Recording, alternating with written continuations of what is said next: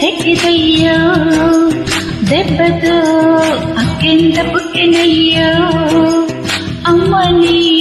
చెయ్యంత చెక్కదయ్యో చల్లగా సిక్కెంత జారినయ్యా పిల్లోడి గోరే ఇల్లిందని